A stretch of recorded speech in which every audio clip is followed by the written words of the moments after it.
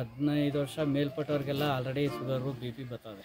ನಾವು ಹಿಂದೆ ತಿಂದಂತ ಹುರುಳಿ ಕಾಳು ಸಾರು ಇವತ್ತು ನಾನು ಹುಡುಕರು ಸಿಗಲ್ಲ. ಆದ್ರೆ ರೈತರು ಕೆಲವು ಇಳುವರಿ ಬರಬೇಕು, ನಮಗೆ ದುಡ್ಡು ಬೇಕು ಅಂತಾರೆ. ದುಡ್ಡು ಮಾಡಿರೋರು ನೋಡಿದ್ರೆ ನಂಗೆ ಆರೋಗ್ಯ ಬೇಕು ಅಂತವ್ರೆ.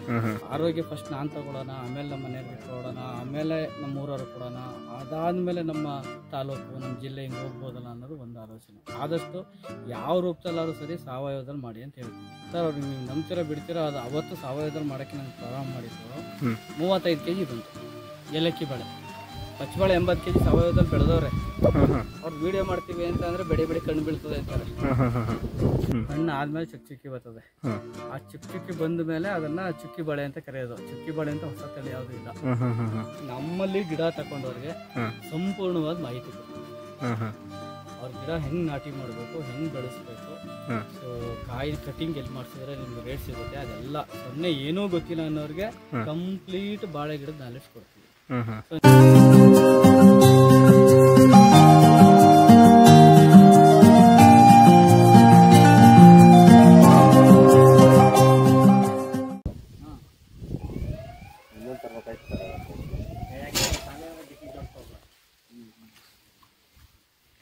ಇದ್ರದ್ದು ಏನೇನಾಗಬೇಕು ಅಂದರೆ ಹೇಳ್ತೀನಿ ಬೇಕಾದ್ರೆ. ನನ್ನ ಹೆಸರು ಲೋಕೇಶ್ ಅಂತೇಳಿ, KR organic nursery farm KR. ನಂದು ದೂರವಾಣಿ ಸಂಖ್ಯೆ 9902038931. ಇದು ಒಂದೇ ನಂಬರು. ನಾನು ಸುಮಾರು ಒಂದು 25 ವರ್ಷದಿಂದ ಒಂದೇ ನಂಬರ್ ಇಟ್ಕೊಂಡಿದ್ದೀನಿ. ನಂದು ಬಾಳೆ ಗಿಡ ಮೇಜರ್ ಬಿಸ್ನೆಸ್. ನಾನು ಬಾಳೆ ಗಿಡ ಕೊಡೋದು, ಅದ್ರ ಜೊತೆಯಲ್ಲಿ ಅದಕ್ಕೆ ರೈತರಿಗೆ ಸರ್ವಿಸ್ ಕೊಡೋದು. ಬಾಳೆ ಗಿಡಕ್ಕೆ ಏನು ನೀರು ಎಷ್ಟು ಕೊಡಬೇಕು, ಅದು ಗೊಬ್ಬರ ಎಷ್ಟು ಕೊಡಬೇಕು, ಯಾವ್ಯಾವ ತಿಂಗಳಲ್ಲಿ ಯಾವ ಆಹಾರ ಕೊಡಬೇಕು, ಅದ್ರ ಗೊನೆನಲ್ಲಿ ಯಾವ ಥರ ಬರಬೇಕು, ಅದಕ್ಕೆ ಏನೇನು ಮಾಹಿತಿಗಳು ಬೇಕು, ಅದೆಲ್ಲ ಪೂರ್ತಿ ಫೀಲ್ಡ್ ವಿಸಿಟ್ ಮಾಡಿ ಹೇಳ್ಕೊಡ್ತೀನಿ ಸರ್. ನಿಮ್ದು ನರ್ಸರಿ ನಿಮ್ದು ಆರ್ಗ್ಯಾನಿಕ್ ಆಗಿ ಮಾಡಕ್ಕೆ ಸಲಹೆ ಕೊಡ್ತೀರಾ ಅಥವಾ ರಾಸಾಯನಿಕ ಗೊಬ್ಬರ? ಏನಕ್ಕೆ ಅಂತ ಅಂದ್ರೆ ಈಗ ಈ 15 ವರ್ಷ ಮೇಲ್ಪಟ್ಟವ್ರಿಗೆಲ್ಲ ಆಲ್ರೆಡಿ ಶುಗರು BP ಬರ್ತದೆ. ಅದೆಲ್ಲ ಯಾಕೆ ಬರ್ತದೆ ಅಂತಂದ್ರೆ ನನಗೆ ತಿಳಿದಿರೋ ಮಟ್ಟಕ್ಕೆ, ನಾವು ಜ್ಞಾನಿ ಅಂದ್ಕೊಳ್ಳೋದಕ್ಕಿಂತ ಬರೀ ತಿಳುವಳಿಕೆ ತಿಳ್ಕೊಂಡ್ರೆ ಏನಂತಂದ್ರೆ ಆಹಾರದ ಪದ್ಧತಿನಲ್ಲಿ ಬದಲಾಗಿದೆ. ಈ ಆಹಾರದ ಪದ್ಧತಿಲಿ ನಾವು ಹಿಂದೆ ತಿಂದಂತ ಹುರುಳಿ ಕಾಳು ಸಾರು ಇವತ್ತು ನಾನು ಹುಡುಕರು ಸಿಗಲ್ಲ.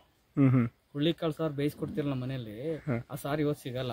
ಅದೇ ಹುರುಳಿ ಕಾಳು, ಬಟ್ ಭೂಮಿಯಿಂದಲೇ ಬರ್ತಾ ಇರೋದು, ಏನ್ ರೆಡಿಮೇಡ್ ಏನ್ ತರ್ತಾ ಇಲ್ಲ. ಬಟ್ ಬೇಯಿಸಿ ನಮ್ಗೆ ಆಹಾರ ಕೊಟ್ಟಾಗ ಆ ಟೇಸ್ಟ್ ಸಿಗ್ತಾ ಇಲ್ಲ. ಸೊ ಇದನ್ನೆಲ್ಲ ನೋಡ್ಬಿಟ್ಟು ಯಾಕೆ ಆರ್ಗಾನಿಕ್ ಆಗಿ ಜನಕ್ಕೆ ಹೇಳ್ಬಾರ್ದು, ಕೆಮಿಕಲ್ ಆರೋಗ್ಯನಾರು ಉಳಿಸ್ಕೊಳ್ಳಿ ಅನ್ನೋದು ನನ್ನ ವೈಯಕ್ತಿಕವಾಗಿ ಇರ್ತಕ್ಕಂಥದ್ದು. ಆದ್ರೆ ರೈತರು ಕೆಲವು ಇಳುವರಿ ಬರಬೇಕು, ನಮಗೆ ದುಡ್ಡು ಬೇಕು ಅಂತಾರೆ. ಈಗ ಎಲ್ಲರಿಗೂ ತಿಳಿದ್ರೆ ನಂಗೆ ದುಡ್ಡು ಮಾಡಿರೋರು ನೋಡಿದ್ರೆ ನಂಗೆ ಆರೋಗ್ಯ ಬೇಕು ಅಂತವ್ರೆ. ಅದನ್ನ ಮೊದಲೇ ತಿಳ್ಕೊಬೇಕು ಅಂತ. ಯಾಕಂದ್ರೆ ನನ್ಗೆ ಇಲ್ಲಿ 22 ವರ್ಷ ಸರ್ವಿಸ್ ಇದು. ಹಿಂದೆ ನಾನು ತುಂಬಾ ಕೆಮಿಕಲ್ ಹೇಳ್ಕೊಡ್ತಿದ್ದೆ. ಅದನ್ನ ಅರ್ತ್ಕೊಂಡೆ, ಒಂದ್ 2 ಸಲ ಕೂತ್ಕೊಂಡು ನಾನೇ ಒಂದು 20 ಕ್ವಶನ್ಗಳು ಹಾಕೊಂಡಿದ್ದೀನಿ. 1-2 ಏನು ಕ್ವಶನ್ ಹಾಕೊಂಡಿಲ್ಲ, ಒಂದು 20 ಕ್ವಶನ್ಗಳು ಹಾಕೊಂಡಿದ್ದೀನಿ. ಆ ಕ್ವಶನ್ಗಳು ಹಾಕೊಂಡು ಯಾಕೆ ನಾವು ಒಂದು ವ್ಯವಸ್ಥಿತವಾಗಿ ಒಂದು ಮಾಡಬಾರ್ದು, ಸಾವಯವನೇ ಯಾಕೆ ಮಾಡಿಸ್ಬಾರ್ದು, ಆರೋಗ್ಯ ಫಸ್ಟ್ ನಾನು ತಗೊಳ್ಳೋಣ, ಆಮೇಲೆ ನಮ್ಮ ಮನೆಯವ್ರಿಗೆ ಕೊಡೋಣ, ಆಮೇಲೆ ನಮ್ಮ ಊರವ್ರು ಕೊಡೋಣ, ಅದಾದ್ಮೇಲೆ ನಮ್ಮ ತಾಲೂಕು ನಮ್ಮ ಜಿಲ್ಲೆ ಹಿಂಗೆ ಹೋಗ್ಬೋದಲ್ಲ ಅನ್ನೋದು ಒಂದು ಆಲೋಚನೆ. ಸೊ ಅದನ್ನ ಆಲೋಚನೆ ಮಾಡಿ ಸಾವಯವಕ್ಕೆ ನೋಡಿದೆ. ಮ್ಯಾಕ್ಸಿಮಮ್ ನಾವೇ ಮಾಡ್ಕೊಳ್ಳೋ ಪ್ರಯತ್ನಗಳನ್ನು ನಾವು ಜೀವಾಮೃತ ಅದು ಮಾಡ್ಕೊಳ್ಳೋಕೆ ಟ್ರೈ ಮಾಡಿದ್ವು. ಈಗ ಸಮಯದ ಅಭಾವ, ಹಂಗಾಗಿ ರೆಡಿಮೇಡ್ ಎಲ್ಲಿದೆ ಅದನ್ನ ತಂದು ಹಾಕುವಂತ ವ್ಯವಸ್ಥೆಗೆ ಬಂದಿವಿ. ಆದಷ್ಟು ಯಾವ ರೂಪದಲ್ಲಾದ್ರೂ ಸರಿ ಸಾವಯವದಲ್ಲಿ ಮಾಡಿ ಅಂತ ಹೇಳ್ತೀನಿ. ನಾನು ಲಾಸ್ಟ್ ಏನ್ ಮಾಡಿದೆ ಅಂದ್ರೆ, ಚಿನ್ಕುಳಿ ಹತ್ರ ಒಬ್ರು ರೈತರಿಗೆ ಸಾವಯವದಲ್ಲಿ ಮಾಡಿಸ್ರಿ ಅಂತೇಳಿ ನಾನು ಅವ್ರಿಗೆ ಹೇಳಿದೆ. ಅವ್ರು ಅಣ್ಣ ನೀನ್ ಹೆಂಗ್ ಹೇಳ್ತಿ ಹಂಗ್ ಮಾಡ್ತೀನಿ ಅಂತ ಅಂದ್ರು. ಫಸ್ಟ್ JCB ತೆಗೆಸ್ಬಿಟ್ಟು ಈ ಮರದ ಎಲೆಗಳೆಲ್ಲ ಬರ್ತಾವಲ್ಲ, ಎಲ್ಲಾನು ಒಂಬೆಲ್ಲ ಕತ್ತರಿಸಿ ಒಳಗಡೆ ಭೂಮಿಗೆ ಹಾಕ್ಸಿ ಆಮೇಲೆ ಬಾಳೆ ನಾಟಿ ಮಾಡಿಸ್ದೆ. ಸರ್ ಅವ್ರಿಗೆ ನೀವು ನಂಬ್ತೀರಾ ಬಿಡ್ತೀರಾ, ಅದು ಅವತ್ತು ಸಾವಯವದಲ್ಲಿ ಮಾಡಕ್ಕೆ ನಾನು ಪ್ರಾರಂಭ ಮಾಡಿದ್ದು 35 kg ಬಂತು. ಏಲಕ್ಕಿ ಬೆಳೆ ಸರ್ 35 kg ಬರುತ್ತೆ ಏಲಕ್ಕಿ ಗೊನೆ ಬಂತು. ಆ ರೈತರ ನಂಬರ್ ಬೇಕಾದ್ರೆ ಕೊಡ್ತೀನಿ. ಆ ರೈತರ ದಯವಿಟ್ಟು ನನ್ನ ನಂಬರ್ ಕೊಡ್ಬೇಡಿ, ನನ್ ಫೋನ್ ಹಿಡ್ಕೊಂಡು ಹೇಳಕ್ಕಾಗಲ್ಲ ನಾನು ವ್ಯವಸಾಯ ಮಾಡೋದು ಬಿಟ್ಬಿಟ್ಟು ಅಂತ. ಆಗ ನಾನು ಯೂಟ್ಯೂಬ್ ಚಾನಲ್ ಇಂದ ತೆಗ್ದಿದ್ದೆ ಅವ್ರನ್ನ. ಯಾಕೆಂದ್ರೆ ಬೆಳಿಬಹುದು, ಬಟ್ ರೈತರ ಇಂಟ್ರೆಸ್ಟ್ ಪಡ್ಬೇಕು. ಅದು ಇಂಟ್ರೆಸ್ಟ್ ಪಟ್ಟ ಹೆಂಗೆ ಅವ್ರು ಇಷ್ಟಪಡ್ತಾರೆ ಅದ್ರ ಮೇಲೆ. ಅದ್ರ ಜೊತೆಗೆ ಏನಂದ್ರೆ ನಮ್ಗೆ ಎಲೆ ಹಸಿರೆಲೆಗಳು, ಅವ್ರಿಗೆ ಜಾಸ್ತಿ ಬೇವಿನ ಸೊಪ್ಪು, ಹೊಂಗೆ ಸೊಪ್ಪು, ಬಳ್ಳಿ ಎಲೆ, ಇದನ್ನ ಹಿಂದೆ ನಾವು ಕರ್ಲ ಗದ್ದೆಗೆ ಅಂತ ಹಾಕ್ಸ್ಬಿಟ್ಟು ಗದ್ದೆಗೆ ಹಾಕ್ತಿದ್ದೋ, ಆ ತರ ಹಾಕ್ಸಿ ನಾವು ಮಾಡಿದ್ದು. ಅದನ್ನ ತುಂಬಾ ಚೆನ್ನಾಗಿ ಬಂತದ್ದು. ಸೊ ಹಂಗಾಗಿ ನಾವು ಬಾಳೆ ಗಿಡನ ಯಾಕೆ ಮಾಡ್ಬಾರ್ದು ಅಂತ ಮಾಡ್ದು. ಕೆಲವರು ಸಾವಯವ ಮಾಡ್ತಾರೆ, ಕೆಲವರು ಸೆಮಿ ಮಾಡ್ತಾರೆ. ಈಗ ನಂದು ಇಲ್ಲಿ ಪಿರಿಯಾಪಣ್ಣ ತಾಲೂಕಲ್ಲಿ ಒಂದ್ ಕಡೆ ಕೊಟ್ಟಿದ್ದೆ, 80 kg ಬಂತು. 80 kg ಬಂತು ಅದು. 80 kg ಪಚ್ಚಬಾಳೆ ಏಲಕ್ಕಿ ಎಲ್ಲ ಪಚ್ಚಬಾಳೆ 80 kg ಸಾವಯವದಲ್ಲಿ ಬೆಳೆದವ್ರೆ. ಅವ್ರು ವಿಡಿಯೋ ಮಾಡ್ತೀವಿ ಅಂತ ಅಂದ್ರೆ ಬೆಳೆ ಕಣ್ಣು ಬೀಳ್ತದೆ ಅಂತಾರೆ. ಅಂದ್ರೆ ಎಲ್ಲಾ ತರದವ್ರು ಇದ್ದಾರೆ, ಕೆಮಿಕಲ್ ಹಾಕೋರು ಇದ್ದಾರೆ. ಕೆಮಿಕಲ್ ಅಲ್ಲಿ 100 kg ದಾಟ್ಸಿದ್ದೀವಿ, ಇಲ್ಲ ಅಂತ ಹೇಳಿಲ್ಲ. ಸಾವಯವದಲ್ಲಿ 80 ಬಂದಿದ್ದಾರೆ. ಇನ್ನೊಂದ್ಸಲ 2 ಸಲ ಮಾಡಿದಾಗ ಆದ್ಮೇಲೆ ಏನ್ ಮಾಡಿ ಅಂತೀವಿ, ಬಾಳೆಗೆ ಅತಿಯಾಗಿ ನೀರು ಕೊಡಬೇಡಿ ಅಂತ. ಬಾಳೆ ಬಗ್ಗೆ ನಂದು ಸಾವಯವ ಮಾಡಿ ಅನ್ನೋದು ಉದ್ದೇಶ ಏನಂದ್ರೆ ಆಹಾರಕ್ಕೆ ಒಳ್ಳೇದಾಗ್ಲಿ. ಈಗ ರೋಗ ರುಜಿನಗಳು ಅತಿ ಹೆಚ್ಚು ದೇಹದಲ್ಲಿ ಶಕ್ತಿ ಇಲ್ವಲ್ಲ ಅನ್ನೋ ಕಾರಣಕ್ಕೆ ಸಾವಯವ ಮಾಡಿ ಅಂತ ಹೇಳ್ತೀವಿ. ಕೆಮಿಕಲ್ ಆದಷ್ಟು ಕಡಿಮೆ ಮಾಡಿ ಅಂತೀವಿ. ಸಂಪೂರ್ಣವಾಗಿ ಆಗ್ಲಿಲ್ಲ ಅಂದ್ರೆ ಒಂದು 40% ಕೆಮಿಕಲ್ ಮಾಡಿ 60% ಸಾವಯವನಾರು ಮಾಡಿ ಅಂತೀವಿ. ಸೊ ಅದನ್ನ ಮಾಡಿದ್ರೆ ರೈತರಿಗೆ ಒಳ್ಳೇದು. ಸೊ ಆಮೇಲೆ ಈ ಹಿಂದೆ ಹೆಂಗಿತ್ತು ಅಂದ್ರೆ ಬಾಳೆಹಣ್ಣಂದು ನಾವು ಎಲ್ಲ ಚಿಕ್ಕವರಿದ್ದಾಗ ಈ ಹಬ್ಬಗಳಲ್ಲಿ ಮದುವೆಗಳಲ್ಲಿ ಮಾತ್ರ ಬಾಳೆಹಣ್ಣು ತಿಂದಿದ್ದು. ಈಗ ಪ್ರತಿ ದಿನ ಊಟಕ್ಕೆ ಇರಲೇಬೇಕು, ಪ್ರತಿ ಮನೇಲೂ ಐತೆ. ಬಾಳೆಕಾಯಿ ರೇಟ್ ಬಿದ್ದೋಗುತ್ತೆ ಹಂಗೆ ಹಿಂಗೆ ಅಂತಾರೆ. ಪ್ರತಿಯೊಬ್ಬನು ಈಗ ಮದುವೆನೆಲ್ಲ ತುಂಬಾ ಕಡಿಮೆ ಮಾಡ್ತಾರೆ, ಹಾಕೋದನ್ನ ಈಗ ಊಟದಲ್ಲಿ ಕಡಿಮೆ ಮಾಡಿದ್ದಾರೆ. ಫಂಕ್ಷನ್ ಅಲ್ಲಿ ಜಾಸ್ತಿ ಮನೆ ತತ್ತಿದ್ದಾರೆ, ಈಗೆಲ್ಲ ಕಡಿಮೆ ಬಂದ್ಬಿಟ್ಟಿದ್ದಾರೆ. ಆದ್ರೆ ಮನೆಗೆ ಮಾತ್ರ ಕಂಪಲ್ಸರಿ ಬೇಕು. ಹಂಗಿರೋದ್ರಿಂದ ಒಳ್ಳೆ ನ್ಯೂಟ್ರಿಷನ್ ಫುಡ್ ಇದು. ಇದರಲ್ಲಿ ಸುಮಾರು ಹಲವಾರು ತಳಿ ಏಲಕ್ಕಿ ಇದೆ, ಪಚ್ಚಬಾಳೆ ಇದೆ, ನಂಜನಗೂಡು ರಸಬಾಳೆ, ಮದ್ರಂಗ, ನೇಂದ್ರ. ಸೊ ಇದೆಲ್ಲ ಇರೋದ್ರಿಂದ ನಿಮಗೆ ನ್ಯೂಟ್ರಿಷನ್ ಇರ್ತಕ್ಕಂಥವು ಒಳ್ಳೆ. ಆಮೇಲೆ ಪಚ್ಚಬಾಳೆಲಂತೂ ಎಲೆ ಚುಕ್ಕಿ ಬಾಳೆ ಅಂತೀವಿ. ಅದು ಹಣ್ಣು ಆದ್ಮೇಲೆ ಪಚ್ಚಬಾಳೆ ಜೀನೆಯನ್ನು ಹಣ್ಣು ಆದ್ಮೇಲೆ ಚುಕ್ಕಿ ಬರ್ತದೆ. ಆ ಚುಕ್ಕಿ ಬಂದ ಮೇಲೆ ಅದನ್ನ ಚುಕ್ಕಿ ಬಾಳೆ ಅಂತ ಕರೆಯೋದು. ಚುಕ್ಕಿ ಬಾಳೆ ಅಂತ ಹೊಸ ತಳಿ ಯಾವುದು ಇಲ್ಲ. ಆ ಹಣ್ಣು ನಿಮ್ಗೆ ಕನ್ವರ್ಟ್ ಆಗಿರುತ್ತೆ ಅದು. ಸೊ ಹಂಗಾದ್ಮೇಲೆ ಅದನ್ನ ಅದು ಹೇಳ್ತೀವಿ.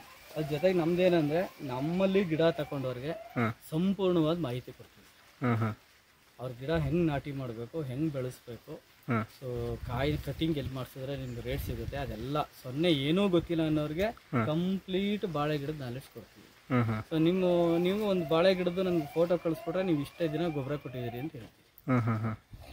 ಸೊ ಆ ಗೊಬ್ಬರ ನೆಕ್ಸ್ಟ್ ನೀರು ಎಷ್ಟು ಕೊಡಬೇಕು, ಇಳುವರಿ ಹೆಂಗ್ ತಗೋಬೇಕು, ಸೊ ರೈತರಿಗೆ ಅನುಕೂಲ ಆಗ್ತಕ್ಕಂಥದ್ದು ಸಾವಯವದಲ್ಲೇ ಮಾಡಿ ಅನ್ನೋದು ನನ್ನ ಸ್ವಂತ ವೈಯಕ್ತಿಕ ಅಭಿಪ್ರಾಯ. ನಾನು ಕೂಡ ನಂದು ಜಮೀನಲ್ಲಿ ಏನ್ ಮಾಡಿದ್ರೆ ಬರಡು ಭೂಮಿ ತಗೊಂಡಿದ್ದೆ. ನಾನು ಫುಲ್ ಬರಡು ಭೂಮಿ ಎಲ್ಲ ಬೈತಿದ್ರು ನನಗೆ. ಕಳೆ ಬೆಳೆಸೋದು, ರೋಟ್ರಿ ಹೊಡ್ಸೋದು, ನಿಮ್ಗೆ ದುಡ್ಡು ಹೆಚ್ಚಾಗತ್ತೆ ಅಂತಿದ್ರು. ಇವತ್ತು ಭೂಮಿಲಿ ಎರೆಹುಳನೇ ಉತ್ಪತ್ತಿ ಆಗದೇ ಇರೋ ಜಾಗದಲ್ಲಿ ಎರೆಹುಳ ಬರಂಗ್ ಮಾಡ್ಕೊಂಡಿದ್ವಿ. ಅಂದ್ರೆ 1-2 ವರ್ಷ ನಮ್ಗೆ ಏನು ಇರಲ್ಲ ಆದಾಯಗಳು. ಆಮೇಲೆ ದೇವ್ರು ಕೊಟ್ಟೆ ಕೊಡ್ತಾನೆ, ಹೆಂಗಾದ್ರು ಒಂದು ಕೊಟ್ಟೆ ಕೊಡ್ತಾನೆ. ನೀವು ನರ್ಸರಿ ಸ್ಟಾರ್ಟ್ ಮಾಡಿ ಎಷ್ಟು ವರ್ಷ ಆಗಿದೆ ಸರ್? ನಂದು ಟೋಟಲ್ ಸರ್ವಿಸ್ ಬಂದು 22 ವರ್ಷ. 18 ವರ್ಷ ಬೇರೆ ಕಡೆ ಕೆಲಸ, ಅಲ್ಲ 4 ವರ್ಷ ಬೇರೆ ಕಡೆ ಕೆಲಸ ಮಾಡಿದೆ. ಇನ್ನು ಬಾಕಿದೆಲ್ಲ ನನ್ನ ಸರ್ವಿಸ್. ಆಮೇಲೆ ನಮಗೆ ಫುಲ್ಲು ಲ್ಯಾಂಡ್, ಹೊರಗಡೆ ಲ್ಯಾಂಡ್ಗಳು ರೈತರು ಯಾರ್ಯಾರು ತಗೊಂಡೋಗ್ತಾರೆ ಅವ್ರಿಗೆ ನಾನೇ ಓರ್ಲೆಂಟ್ರಾಗ ಹೋಗಿ ವಿಸಿಟ್ ಮಾಡಿ ಅವ್ರು ಏನೇನು ಹಾಕಿದ್ದಾರೆ ಮತ್ತೆ ಏನೇನು ಹಾಕಬೇಕು ಫಸ್ಟ್ ತಿಳ್ಕೊಂಡು ತದನಂತರ ಅವ್ರಿಗೆ ತಿಳಿಸ್ಬಿಟ್ಟು ಬರ್ತೀನಿ. ನನ್ಗೇನಾದ್ರು ಗೊತ್ತಿಲ್ಲ ಅಂದ್ರೆ ಅವರಿಂದ ಫಸ್ಟ್ ಕಲಿತೀನಿ ನಾನು. ಮೊದಲನೇದು ಕಲಿಯೋದು. ಎರಡನೇದು ಅವರಲ್ಲೂ ಏನಾದ್ರು ತಪ್ಪಿದ್ದು ನನ್ನಲ್ಲಿ ಏನು ಸರಿ ಇದ್ರೆ ಹೇಳ್ತೀನಿ, ನನ್ನಲ್ಲೂ ತಪ್ಪಿದ್ರೆ ಇನ್ನೊಬ್ರು ತಿಳ್ಕೊಂಡು ಮತ್ತೆ ಇನ್ನೊಬ್ರು ಹೇಳ್ಕೊಡ್ತೀನಿ. ಸೊ 4 ಜನಕ್ಕೆ ಅನುಕೂಲ ಆಗಬೇಕು ಅನ್ನೋದು ನನ್ನ ಕಾನ್ಸೆಪ್ಟ್. ಬೇರೆಯವರು ನನ್ನ ಒಬ್ಬನಿಗೆ ಸ್ವಂತಕ್ಕೆ ದುಡ್ಡು ಬಂದ್ಬಿಡ್ಬೇಕು, ನನ್ನ ಸಂಪಾದನೆ ಮಾಡ್ಬೇಕು, ಅದಿಲ್ಲ. ಇದ್ರಲ್ಲಿ ಆದಾಯನೇ ಕಡಿಮೆ ಆಕ್ಚುಲಿ ಹೇಳ್ಬೇಕು ಅಂತಂದ್ರೆ ನಮ್ಗೆ ಬರ್ಡನ್ ಆಯ್ತದೆ. ಇವತ್ತು ಏನ್ ತಿರ್ಗಾಡ್ತೀವಿ, ತಿರ್ಗಾಡೋದು ಪೆಟ್ರೋಲ್ ಚಾರ್ಜ್ ನಮ್ಗೆ ಸಿಗ್ತಾ ಇಲ್ಲ. ಬಟ್ ಏನೋ ಒಂದು ಬಿಸ್ನೆಸ್ಗೆ ಒಂದು ನಾಲೆಡ್ಜ್ಗೆ ಅಂತ ಇಳಿದಿದ್ದೀವಿ. ಸೊ ಇದ್ರಲ್ಲೇ ಮೂವ್ ಆಗೋಣ ಅಂತ ಮೂವ್ ಮಾಡ್ತೀವಿ. ಇನ್ನೇನಾದ್ರು ಕ್ವಶನ್ ಇದ್ರೆ ಕೇಳಿ. ಕಮರ್ಷಿಯಲ್ ಆಗಿ ಬೆಳಿಬೇಕು ಅಂದ್ರೆ ಯಾವ ಬಾಳೆ, ಪಚ್ಚಬಾಳೆ ಉತ್ತಮನ, ಪುಟ್ಬಾಳೆ ಉತ್ತಮನ? ಈ ಎರಡಕ್ಕೂ ಒಂದು ಇದು ಹೇಳ್ಬಿಡ್ತೀನಿ. ಈಗ ನೀವು ಪುಟ್ಬಾಳೆ ಅಂತೀರಿ, ನಾವು ಏಲಕ್ಕಿ ಅಂತೀವಿ. ಅದು ಪಚ್ಚಬಾಳೆ. ಸುಮ್ಮನೆ ಸಣ್ಣಾಗಿ ಒಂದು ಶ್ರಮ ಮಾಡಿದ್ರೆ ನಾವು ಏಲಕ್ಕಿನ 10 kg ಬೆಳಿತೀವಿ. ಸುಮ್ಮನೆ ಒಂದು 20 kg ಬಂದಿದೆಲ್ಲ ನಮ್ಮ ಶ್ರಮಕ್ಕೆ ಇನ್ನೂ ಜಾಸ್ತಿ ಪಟ್ಟಿದ್ದೀವಿ, ಗೊಬ್ಬರ ಚೆನ್ನಾಗಿ ಬಂತು ಅಂತ ಹೇಳ್ತಾನ. 10 kg ಅವರೇಜ್ ಬಂದು ಕಡಿಮೆ ರೇಟು ಅಂದ್ರೆ 30 ರೂಪಾಯಿ ಸಿಗುತ್ತೆ. ಅಂದ್ರೆ ಒಂದು ಗೊನೆಗೆ 300 ರೂಪಾಯಿ ಆಯ್ತು. ನಮ್ಮ ಖರ್ಚು 80 ರೂಪಾಯಿ ಬಾಡಿ ಅಂತ ಹೇಳ್ತೀವಿ, ಅದು 100 ರೂಪಾಯಿ ಆಯ್ತಾ ಇದೆ. ಒಂದು ಗೊನೆಗೆ 100 ರೂಪಾಯಿ ಖರ್ಚು ಬೀಳುತ್ತೆ. 100 ರೂಪಾಯಿ. ಒಂದು ಸಣ್ಣ ಗಿಡ ತಗೊಂಡೋಗಿ ಗೊಬ್ಬರ ಹಾಕಿ ನಾಟಿ ಮಾಡಿ ಅದು ಫುಲ್ ಎಂಡ್ವರೆಗೆ 100 ರೂಪಾಯಿ ಬರುತ್ತೆ. ಪಚ್ಚಬಾಳೆನ ನಾವು 16 ರೂಪಾಯಿ ಕೊಟ್ಟು ತಗೋತೀವಿ, ಇದು ಏಲಕ್ಕಿ 26 ರೂಪಾಯಿ ಇದೆ. ಅದನ್ನು ನಾಟಿ ಮಾಡಿ ಇದಕ್ಕೆ ಏನು ಕೇರ್ ತಗೋತೀವಿ ಅದೇ ತರ ಕೇರ್ ತಗೊಂಡ್ರೆ ಮಿನಿಮಮ್ 30 kg ಬೆಳೆಬೇಕು ಪಚ್ಚಬಾಳೆ. ನಮ್ಗೆ ಬರೀ 10 ರೂಪಾಯಿ ರೇಟ್ ಸಿಕ್ಕಿದ್ರು ಅದು ಕೂಡ 300 ರೂಪಾಯಿ ಆಯ್ತು. ಎರಡಕ್ಕೂ ವ್ಯತ್ಯಾಸ ಏನು? ಅದಕ್ಕೂ ಅಷ್ಟೇ ಖರ್ಚು ಬೀಳುತ್ತೆ. ಸೇಮ್ ಖರ್ಚು 100 ರೂಪಾಯಿ. ಸೊ 300 ರೂಪಾಯಿ 300 ರೂಪಾಯಿ ಆಯ್ತು.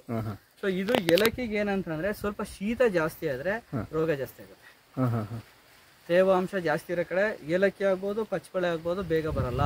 ನೆರಳಿದ್ರೆ ಬೇಗ ಬರಲ್ಲ, ಸ್ವಲ್ಪ ಮಂದಗತಿಲಿ ಬರ್ತದೆ. ಅದು ನೀವು ನಮ್ಮ ಇದಿರುತ್ತಲ್ಲ ಭೂಮಿನಲ್ಲಿ ಕುಂಕುಮ ತರ ನೀರಿಟ್ಕೋಬೇಕು. ಅತಿ ತೇವಾಂಶನೂ ಜಾಸ್ತಿ ಮಾಡಬೇಡಿ, ಅತಿ ಕಡಿಮೆನೂ ಮಾಡಬೇಡಿ, ತುಂಬಾ ಡ್ರೈ ಮಾಡಬೇಡಿ. ಸೊ ಹಂಗೆ ಇಟ್ಕೊಂಡು ನೀವು ನೀಟಾಗಿ ಮಾಡಿದ್ರೆ 100% ಸಕ್ಸಸ್. ಈಗ ನಮ್ಮಲ್ಲಿ ನಾವು ಕೂಡ ಒಂದೆರಡು ಫೇಲ್ ನೀರು ಜಾಸ್ತಿ ಹೊಡ್ಬಿಟ್ಟು ಫೇಲ್ ಆಗ್ಬಿಟ್ಟಿರ್ತೀವಿ. ಇಲ್ಲಿ ನೀರು ಹಿಡಿಯಾಗ 2 ಸಲ 3 ಸಲ ಹಿಡಿದಾಗ ಜಾಸ್ತಿ ಆಗ್ಬಿಡುತ್ತೆ. ನೀರು ಕಡಿಮೆ ಕೊಟ್ರೆ ಮೀಡಿಯಮ್ ಆಗಿ ಕೊಟ್ರೆ ನೀವು ಉತ್ತಮವಾದ ಇಳುವರಿ ಇರ್ತದೆ. ನಾವೇನ್ ಮಾಡ್ತೀವಿ, ಬಾಳೆಗೆ ಅಂದ ತಕ್ಷಣ ನಮ್ಮ ಮೈಂಡಲ್ಲಿ ನೀರು ಕೊಡಬೇಕು ಅಂತ ಅದು ನೀರು ಜಾಸ್ತಿ ತೊಗೊತೀವಿ. ಯಾವ ಟೈಮಲ್ಲಿ ಬೇಸಿಗೆ ಟೈಮಲ್ಲಿ ಕೊಡಬೇಕು, ಮಳೆಗಾಲದಾಗ ಬೇಡ. ಆಮೇಲೆ ಚಿಕ್ಕ ಗಿಡದಕ್ಕೆ ನೀರೆಲ್ಲ ಕೊಡಬೇಕು. ಆಮೇಲೆ 2ನೇ ತಿಂಗಳ ಗಿಡ ಇದ್ದಾಗೆಲ್ಲ ಕೊಡಬೇಕು. ಅದು 5 ತಿಂಗಳು ಬಂದಾಗ ನೀರೆಲ್ಲ ಕೊಡಬೇಕು, ಗೊಬ್ಬರ ಎಲ್ಲ ಕೊಡಬೇಕು. ಇದೆಲ್ಲ ಮಾಹಿತಿಯನ್ನು ತಿಳ್ಕೊಬೇಕು.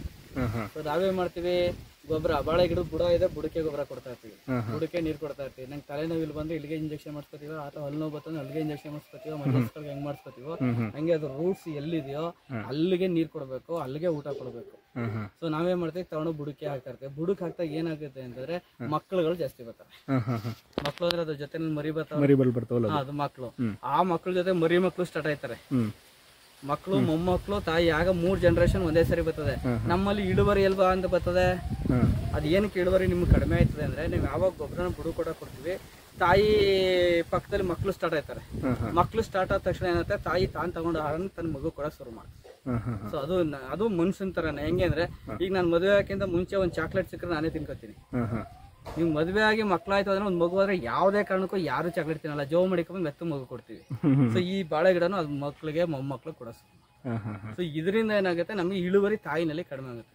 ಅದಕ್ಕೆ ನಾವೇನ್ ಮಾಡ್ತೀವಿ, ಗೊಬ್ಬರ ಸ್ವಲ್ಪ ದೂರ ಕೊಟ್ಟು ಮರಿಗಳು ಮಿನಿಮಮ್ ಅಂದ್ರೆ 4 ತಿಂಗಳ ಮೇಲೆ 5 ತಿಂಗಳ ಮೇಲೆ ಬರಬೇಕು. 5 ತಿಂಗಳ ಮೇಲೆ ಬತ್ತು ಅಂದ್ರೆ ಇದು ಆಲ್ರೆಡಿ ಪ್ರೆಗ್ನೆನ್ಸಿ ಆಗಿರುತ್ತೆ ಗಿಡ. ಸೊ ಹೊರಗಡೆ ತೆಳ್ಳಕ್ ಶುರು ಮಾಡಿರ್ತದೆ. ಆವಾಗ ಮಕ್ಕಳಿಗೆ ಕೂಡ ಸ್ವಲ್ಪ ಕಡಿಮೆ ಮಾಡ್ತಾ ಇರ್ತಾರೆ. ಯಾಕೆ, ತನ್ನ ದೇಹದಲ್ಲಿ ಇರ್ತಕ್ಕಂಥ ಹೂ ಹೊರಗಡೆ ಬರ್ಬೇಕಲ್ಲ, ಅದಕ್ಕೆ ತಳ್ಳಕ್ ಶುರು ಮಾಡ್ತಾರೆ. ಅದಕ್ಕೆ ಆ ಸಂಬಂಧಪಟ್ಟಂಗೆ ಅದು ಏನೇನು ಆ ಗಿಡದ ಎಲೆ ನೋಡಿದ್ರೆ ಗೊತ್ತಾಗುತ್ತೆ ಆಹಾರಗಳು ಏನೇನು ಕೊಡ್ಬೇಕು ಅಂತ. ಆ ಆಹಾರಗಳನ್ನ ಕೊಟ್ಕೊಂಡು ಪೂರ್ತಿ ಡೆವಲಪ್ಮೆಂಟ್ ಮಾಡ್ತಾರೆ. ಸರ್, ಕೆಲವು ನರ್ಸರಿಗಳಲ್ಲಿ ನಮ್ಮ ಕಡೆ ಒಂದು ನರ್ಸರಿಯಲ್ಲಿ ನಮ್ಮ ಫ್ರೆಂಡ್ ಒಬ್ಬ 1000 ಗಿಡ ತಂದು ಹಾಕಿದ್ದ. ಅದು ಕರೆಕ್ಟಾಗಿ ಕಾಯಿಗಳು ಬಿಡ್ತಿಲ್ಲ.